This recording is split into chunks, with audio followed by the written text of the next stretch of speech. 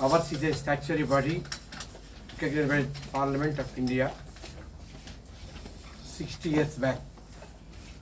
We have got around 1 lakh qualified members in the country abroad, and we have got students of 5 lakhs on our roads. From the beginning, friends, if you recall, CA people will do financial audit. We, cost accountant, will do cost audit as per Company Act. This is the difference between a CA and a cost auditor. We are good at cost audit, they are good at, they are meant for financial audit. Gradually, GST Act, Company Act, SEBI rules, and many other enactments have recognized CMS at par with chartered accountants. Means, for the purpose of SEBI, internal audit, and all those things, we are at par with chartered accountants. We have made request to the Government of India in 2009 that we, cost accountants, should be included in the reference of the accountant as per Income Tax Act.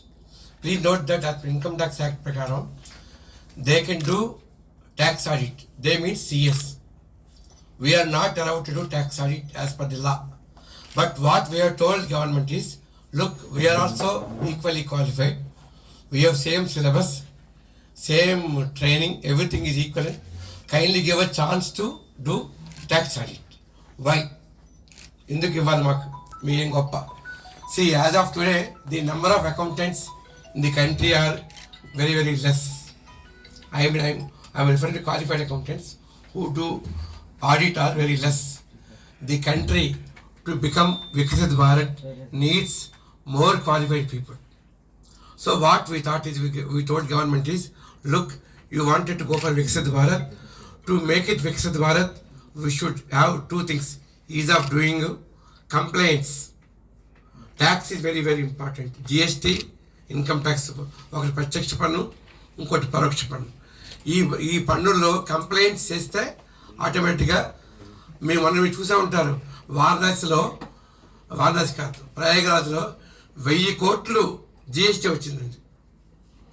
1000 కోట్లు GST government of ఉత్తరప్రదేశ్కి ఆదాయంగా వచ్చింది. అంటే 1000 కోట్ల ఆదాయానికి మనందరం 40 కోట్ల మంది బాధ్యులయ్యారు, పరోక్షంగా ప్రత్యక్షంగా. అంటే కంట్రీ నిలవాలంటే ట్యాక్సెస్ రావాలి, ట్యాక్సెస్ ఫాలో అవ్వాలి.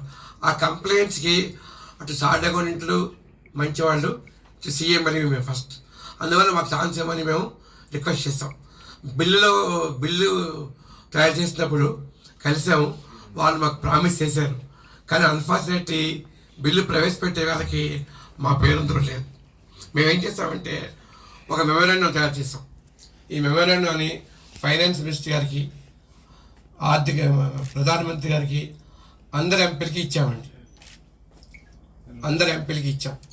ఇందులో ఏముందంటే, మా సీఎంఏ సిలబస్ మేము 2009 నుంచి అడిగిన ప్రతిపాదన మేము సిబిడిటీకి ఇచ్చాము, ప్రతిపాదన ఫైనాన్స్ మినిస్టర్కి ఇచ్చాము, ఎంసీఏకి ఇచ్చాము, అందరికి ఇచ్చాం.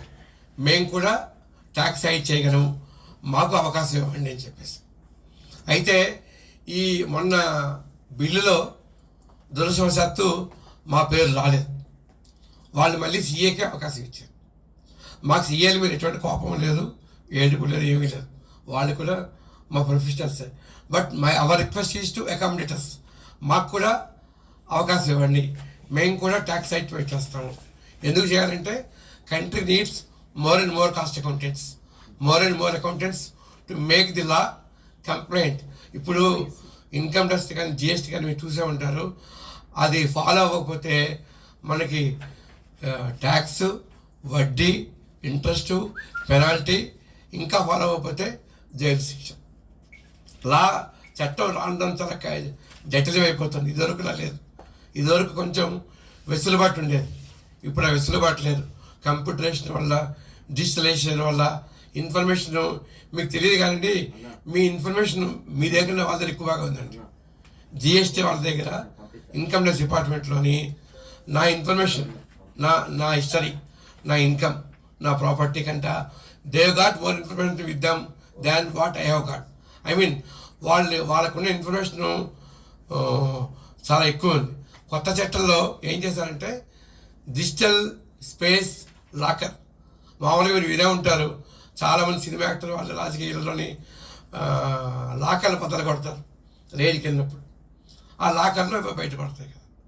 అదే రకంగా ఇప్పుడు గవర్నమెంట్ ఎంత పవర్ ఇచ్చిందంటే వాళ్ళకి, ఐటీ డిపార్ట్మెంట్ వాళ్ళకి క్లౌడ్లోకి వెళ్ళండి, ఈమెయిల్స్కి వెళ్ళండి, సోషల్ మీడియాకి వెళ్ళండి, ట్విట్టర్ చూడండి, బ్రాడ్కాస్ట్ చూడండి, వైఫై వాట్సాప్ చూడండి, ఎక్కడ చోట మీరు దొరికిపోతారండి. మీ ఇన్ఫర్మేషన్ దొరుకుతుందంటే మీ ఇన్ఫర్మేషన్ ఉంటుంది.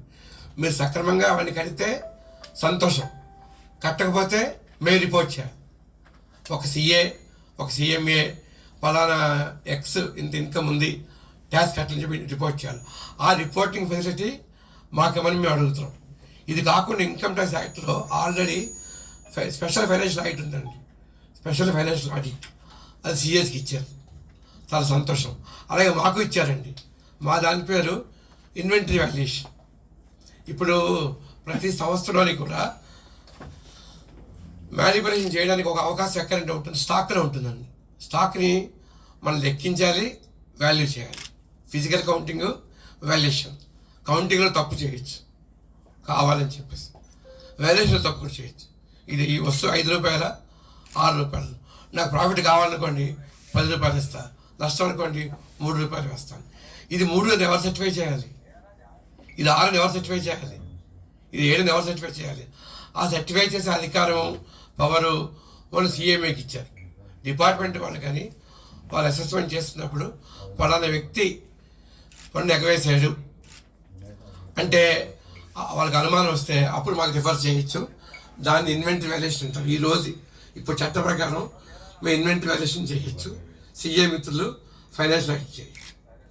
ఇది కాకుండా ట్యాక్స్ ఆడిట్ చేయొచ్చు వాళ్ళు. ఇప్పుడు మేమే ఉంటున్నామంటే మాకు కూడా పాటు వాళ్ళతో పాటు సమానంగా ట్యాక్స్ ఆడిట్ ఇవ్వండి.